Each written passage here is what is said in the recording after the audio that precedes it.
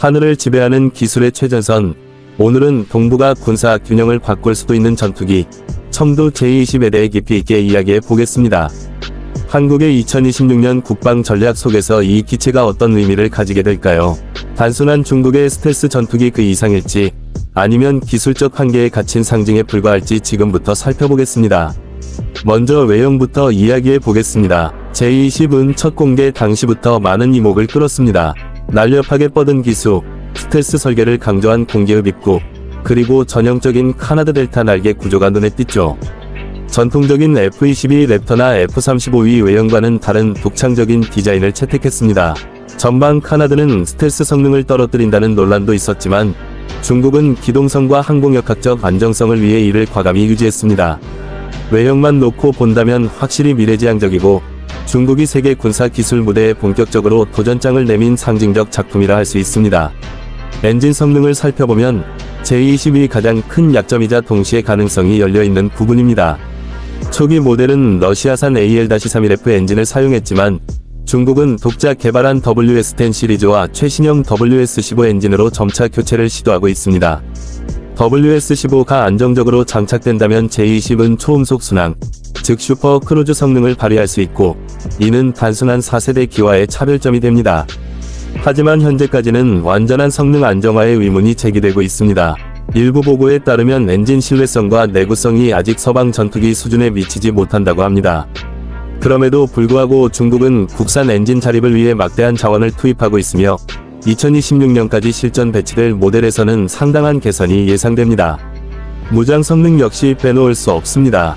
J-20은 내부 무장창을 통해 스텔스 특성을 유지하며 중장거리 공대공 미사일, 예를 들어 PL-15와 같은 신형 미사일을 탑재할 수 있습니다.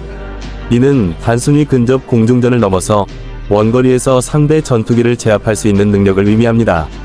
더불어 점점 다양해지는 공대지, 공대함 무장까지 고려하면 J-20은 단순한 요격기나 제공기가 아니라 전략적 타격 능력까지 갖춘 다목적 전투기로 발전할 가능성이 큽니다.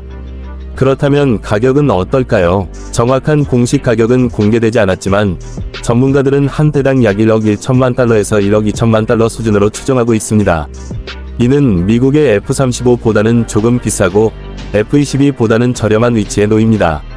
다만 중국이 대량 생산체제를 통해 단가를 점차 낮추고 있다는 점을 고려하면 2026년 이후에는 1억 달러 이하로 내려갈 가능성도 있습니다.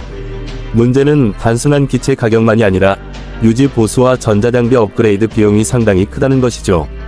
한국 입장에서는 J-20이 직접적인 수입 대상이 되지는 않겠지만 주변국이 이 전투기를 확보한다면 자연스럽게 대응 비용이 늘어날 수밖에 없습니다.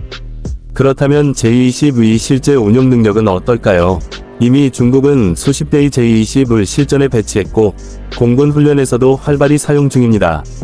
레이더 반사 면적, RCS, 이나자 스텔스 성능을 발휘할 수 있고 장거리 전투 능력도 점차 입증되고 있습니다. 하지만 아직까지 실전에서의 확실한 교전 데이터는 많지 않습니다. 이 때문에 일부 군사 전문가들은 J-20이 진정한 5세대기라기보다는 4.5세대와 5세대 사이의 과도기적 기체라고 평가하기도 합니다. 그러나 중국은 AI 기반 전자전 시스템, 최신형 AESA 레이더, 네트워크 중심 전투 개념을 빠르게 적용하고 있어 단순히 기체 성능만으로 평가하기는 어렵습니다.